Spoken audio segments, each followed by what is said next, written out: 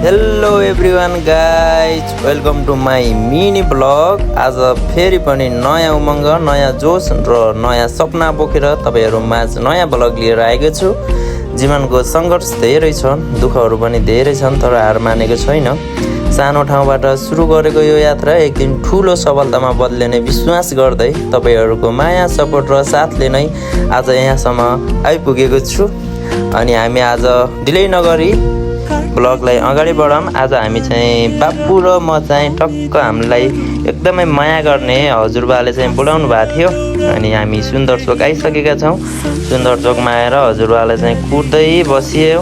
अनि मैले चाहिँ कल गरेँ त्यहाँ, अनि हजुरबाले ल सुन्दर चोक बस, म आउँदैछु भन्नुभयो। अनि बाबु र म यताउता यहाँको भ्यूलाई निकाल्दै बसिरहेको थियौँ। अनि यो ठाउँलाई हामीले देखाउनको लागि यताउतालाई क्यामेरालाई मिलन चोकदेखि यतिकन भित्र गयो भने चाहिँ सुन्दर चोक छ है भनेर हामी भनेको थियो। तर त्यहाँ चाहिँ उठ्यो, यतिकैमा हजुरबा आइहाल्नु भयो। फाइनल्ली म चाहिँ हजुरबालाई चाहिँ अलि पर देखेँ। अनि बाबुलाई क्यामेरा समात्न दिएर हजुरबालाई ढोकिदिएँ। अनि एकैछिन हामी मिल्यौँ त्यहाँ। अनि हजुरबाले फेरि हाइट बढेछ, मेरोभन्दा ठुलो भइछ भन्नुभयो। अनि फेरि पनि होइन, तपाईँभन्दा सानो थियो भन्ने। अनि हजुरबाले फेरि किन यस्तो लेट गरेको त नि, अनि आउनु भनेको। हामी फेरि उता होस्टेलतिर जाने भनेको, बिचमा मामासँग भेट भयो र अनि क्याफेमा एकैछिन बसेर निस्केथ्यौँ। अनि हजुरबाले फेरि यहाँ मसँग भेट है, म केही दिन्छु भन्नुभएको थियो। हामीलाई थाहा थिएन त्यसभित्र के हो भन्ने। अनि हामी चाहिँ हजुरबालाई भेट्यो, एकछिन दुःख सुखका गफ गऱ्यो। हजुरबाले चाहिँ इतिहासमा पहिल्यै एकचोटि धेरैहरू त्यो कोटा थियो नि त, अनि कोटाको बारेमा सोध्नु भएको थियो। धेरै कोटाहरू थियो, अनि पास गर्न गाह्रो हुन्छ होला है भन्नुभयो। अनि मैले फेरि पास गरेको थिएँ नि त इतिहास, पहिला नाम निकालेर अहिले स्किल टेस्टको पनि नाम निकालेँ। अनि त्यसपछि गाउँतिर गएको थिएँ।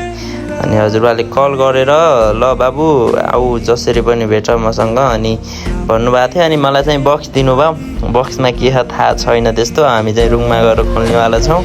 अनि यहाँ बोलेको त्यो ब्लग चाहिँ लिन सकेन, किनकि बाहिरी साउन्ड थियो।